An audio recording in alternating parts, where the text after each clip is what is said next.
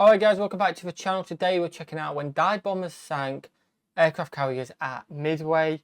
I believe this is the story of the Battle of the Midway, which a while ago, I said a long time ago, it probably was a couple of years ago now, we looked into that a little bit. I can't remember what the channel was, but we had explanations and stuff like that. Obviously it's not 100% in my mind straight away, because apart from that one video we haven't heard much about the Battle of Midway. I believe it was World War II. I believe, like say, this is regarding that.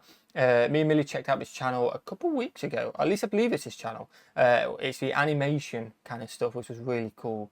I think it was the Figs versus the Figs. Is it Migs? Migs versus Eagles, and the planes and that. It was really cool. So we're going to check out the Midway one. If you want me to check out this video in the future, we can do. We just at the moment with Archie a little bit up and down. We haven't had time to carve for both of us together. So you've got me tonight. So I hope you enjoy. And let's check it out. What have we got? It's June the 4th, 1942, at 6:16 in the morning, and high above the Pacific, 72 Japanese bombers and their fighter escorts mercilessly blast through the defending American aircraft and barrel on towards their target. It's an idyllic atoll, home to an important American air and naval base. The air raid sirens howl across the island. Its defenders look up to see Japanese fighters and bombers swarming from above. Bursts of flag. Imagine, right, let's get to that. The air raid sirens. Imagine. And this was a sight which someone would have seen how scary that is, because they're coming to your island. But it's so scary. Howl across the island.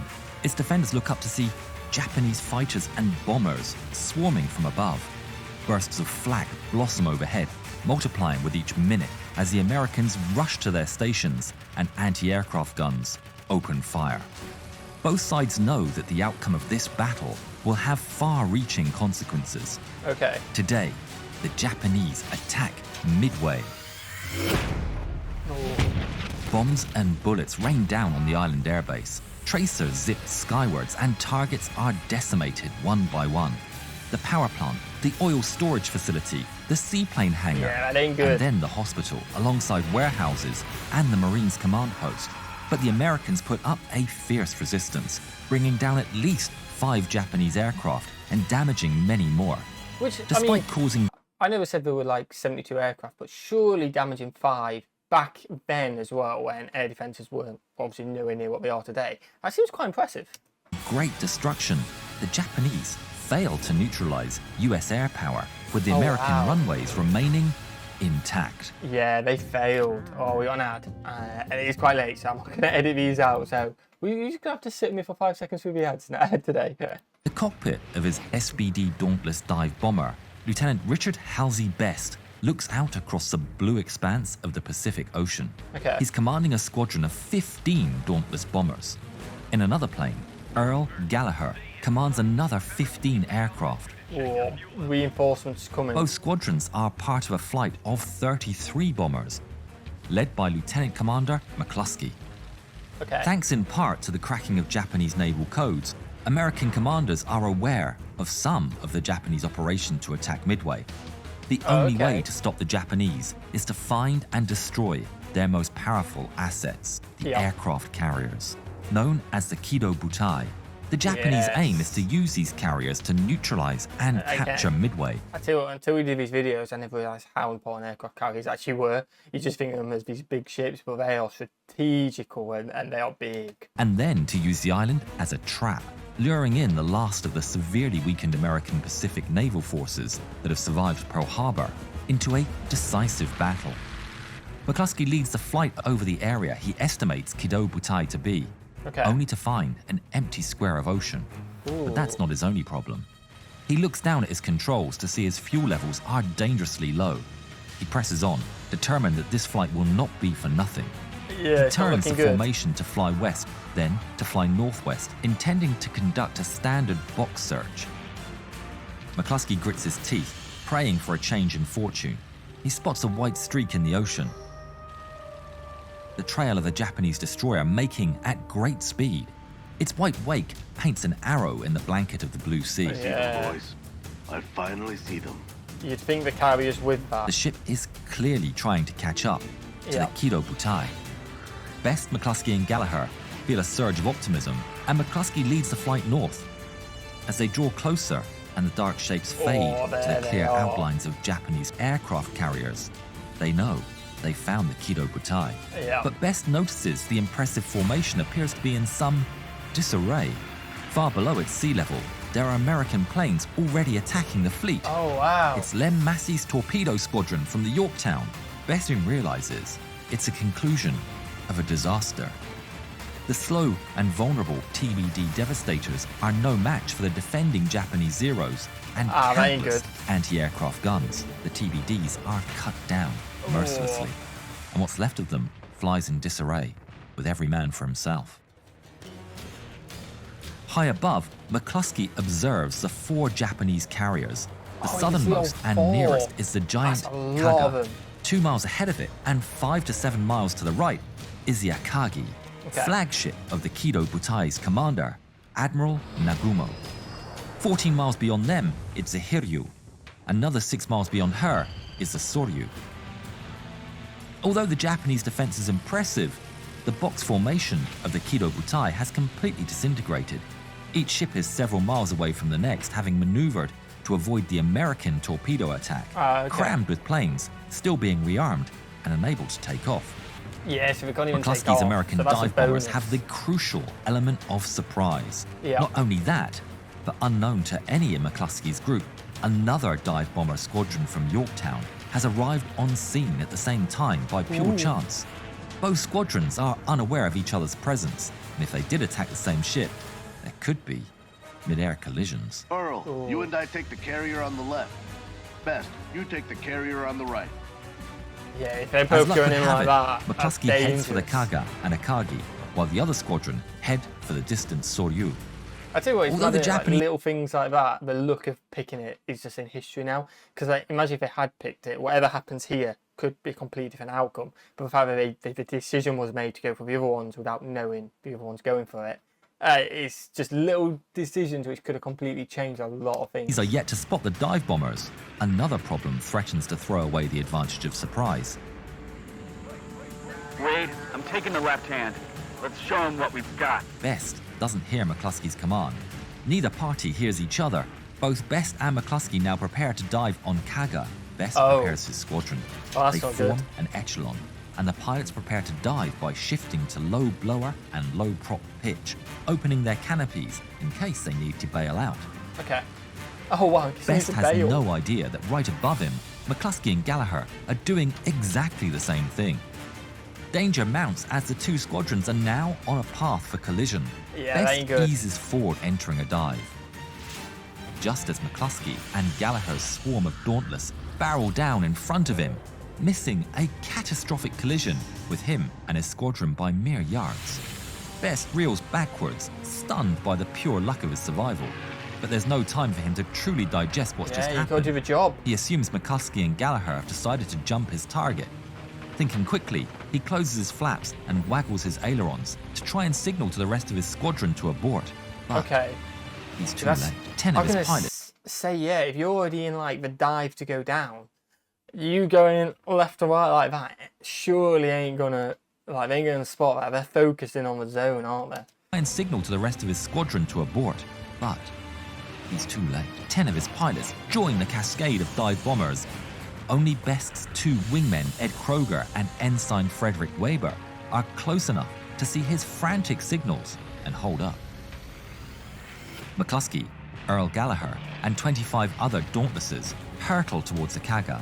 Lacking radar, the only warning the Japanese aboard the ship have is the thundering of planes as they turn you their just eyes see 'em. skywards. Oh, I'd be panicked for them. Oh, yeah, I would be panicked. Like you say, you suddenly, because you don't know what, it's like, oh my god, what the hell is going on here? This is intense, by the way. I don't know if I am reacting much or not because I'm just getting lost in it. Because it is a sick video. The animations are cool. What we're talking about, you're actually seeing. I think this is a game, and obviously they've just recreated similar things in the game or something like that. It is very cool. I like it. First 3 bombers miss, but the Kaga is plunged into chaos as orders are screamed across the deck for the men to crank every gun skyward. Earl Gallagher grips his sight, trained on the immense aircraft carrier. This has to be a hit. the ship's outline fills up his sights. As he gets closer and closer, he clenches his jaw and releases. The 500-pound, armor-piercing bomb hurtles towards the ship and slams squarely in the middle of the flight deck. Bomb after bomb find their marks in successuon. That's The next going comes down for the Kaga's in a minute. bridge. It's obliterated by a direct hit, full of planes being rearmed and refueled. A chain reaction of catastrophic explosions rocks the ship. One carrier is down. From 12,000 feet above, Best watches the And surely they ain't got any more bombs. So like, it's going to be difficult to take the other 3 down, surely. drama unfold. Single dive bombers from the American carrier Yorktown dive for another Japanese carrier, the Soryu. Can they take it out? Hit after hit tears the Soryu apart, unleashing internal explosions that tear through the men and planes alike. The first 2 carriers are being pummeled at 4 or 5 second intervals, smoke pouring into the sky. Amidst the chaos, Best carefully plans his next move. With only 2 pilots having remained at his side, he leads the 3-plane formation to bank right, climbing back up to 14,000 feet. Best and his wingmen prepare to make an attack run on the Akagi, Admiral Nagumo's flagship.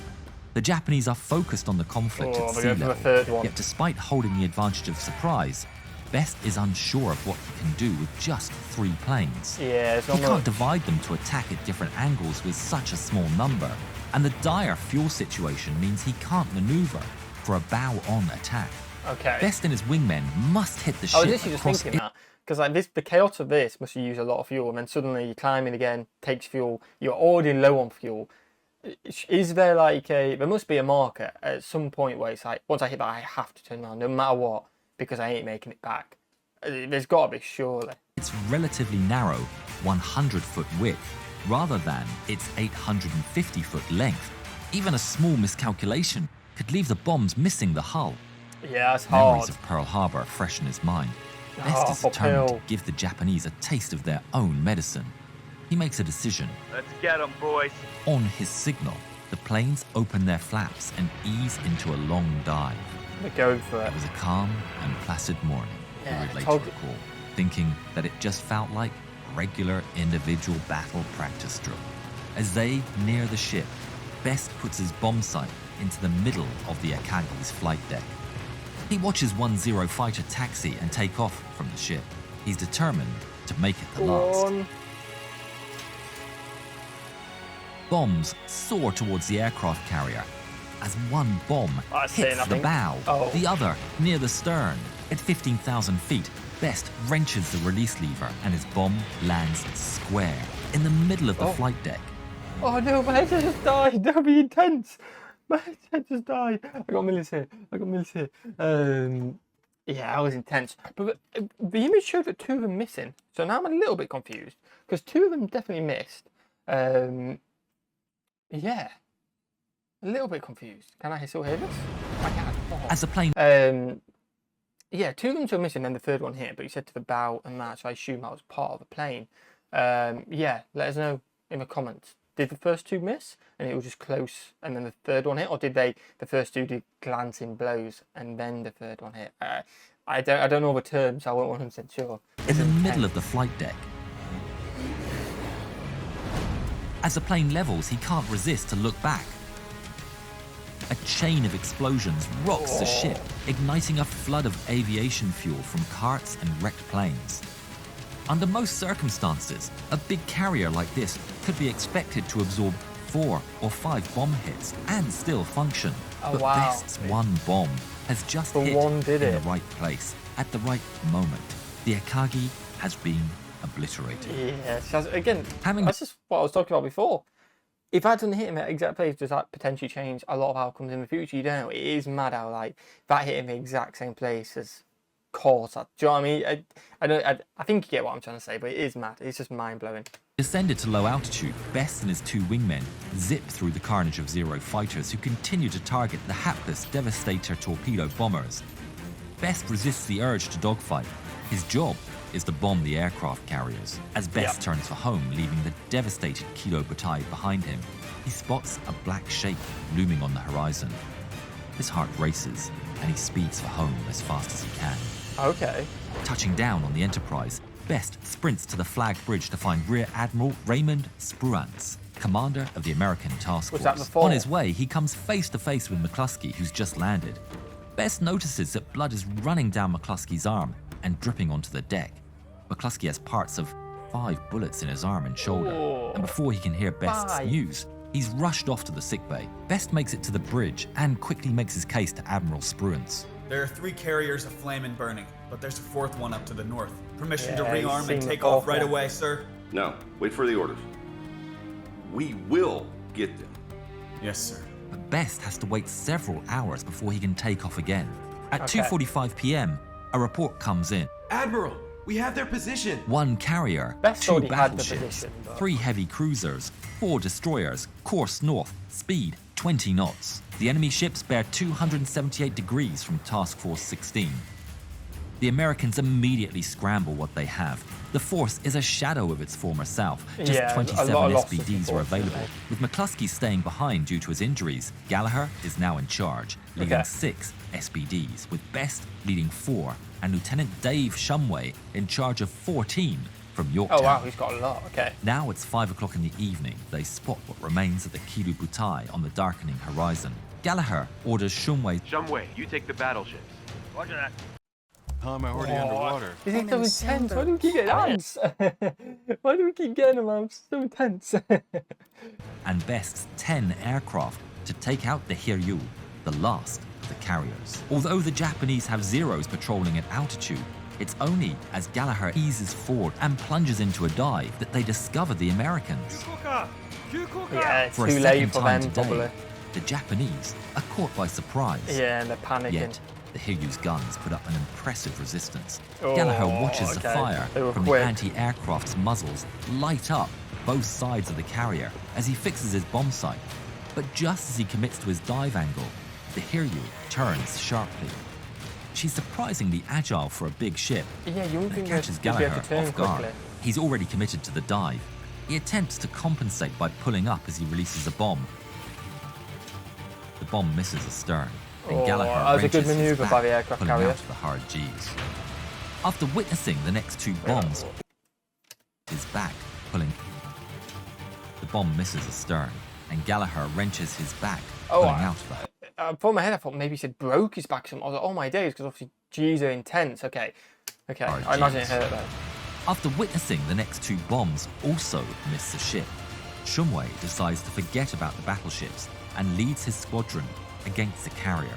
Yeah, It's get the right main decision, threat out. but it throws the pilots into confusion as Shumway's group and Best's 4-plane section both dive on the Hiryu Yeah, at the they're all same going time. for it. Once It's again, dangerous. Best finds himself having to maneuver at the last moment while he's preparing to dive. Turning to come in at a different angle gives the enemy Zero fighters a second chance to attack, and Yeah. Best and his planes hold their turn. He looks to his side to see bullets rake his wingman, Fred Waber's Oh. aircraft. Best watches his friend hurtle towards the ocean, Oh, a you have to wave watch of it as rage well. racing through him. He points his plane straight for the starboard bow. For the second time that day, Dick Best's bomb slams into a ship, striking her forward elevator and blowing part of it into Hiryu's Yeah, small he's pilot. nailed it again. 3 more bombs strike in succession, all in the same area, creating a single massive crater in our flight deck. And From carry it high down. above, it looks as if a giant's hand has look at reached that. down and scooped out the Hiryu's bow Yeah, section, that's big leaving a damage. gaping cavern in its wake. Like her sister ships, she's been wrecked beyond recovery. Dick Best prepares to return to the Enterprise in a bittersweet victory, mourning the loss of Weber and glancing down to survey the devastation.